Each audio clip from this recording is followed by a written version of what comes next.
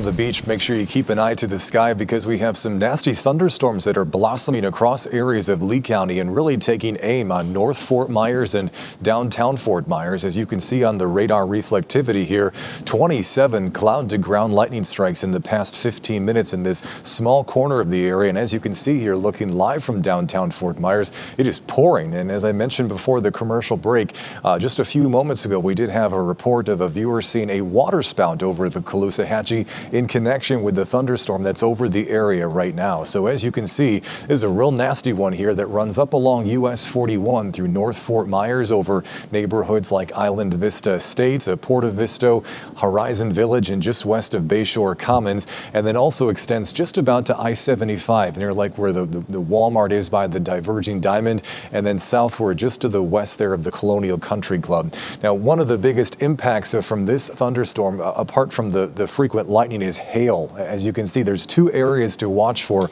hailstones in connection with this one. This blob of purple here along Veronica Shoemaker, based on radar analysis, would be an area to watch for hailstones now and over the course of the next few minutes, given the intensity of this thunderstorm. And there's also a core here of hail opportunities along US 41 through North Fort Myers here. Once you move through Buccaneer and Laurel Estates, all these areas highlighted in purple northward of the Heritage toward Del Prado have a good opportunity of experiencing hail with this thunderstorm as it continues to do its thing here.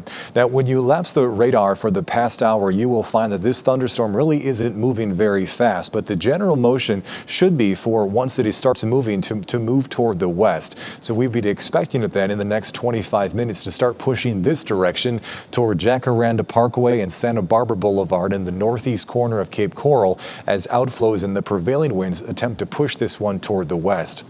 So the biggest impacts out of that then would be some gusty wind, frequent lightning, and like we talked about before, the opportunity for hailstones in connection with that thunderstorm. Right now, it's relatively isolated and confined to portions of North Fort Myers and Fort Myers, but as I mentioned to you during the last weathercast, it's pretty early in the evening. We have plenty of time to go to allow additional downpours and thunderstorms to organize. And right now, there isn't much for us to watch in western Collier or around Lake Okeechobee, but some numerous thunderstorms are blossoming right now through areas of Charlotte County and DeSoto County. As you can see, the lightning counter is nearly at 100 over the past 15 minutes, and these storms too are progressing toward the west, so they're going to be moving over I-75 and US 41 within the next hour.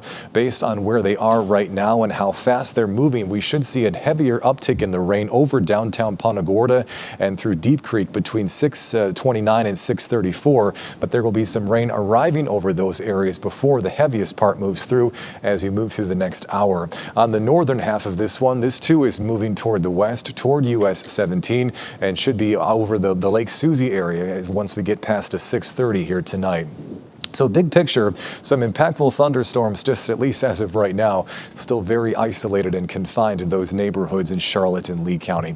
Any additional thunderstorms, as I mentioned before, will keep on sliding toward the west over the course of the next few hours as we continue with this eastern push of the winds, keeping the areas west of I-75 as the busiest communities for storms for the rest of this evening. Now, in your certified most accurate 7-day forecast from our team at Gulf Coast News, the most impactful change is lower storm chances by the end of the weekend and early next week. In fact, going lower than 30%. That means hotter temperatures with numbers in the mid and upper 90s through all of early next week. Back to you.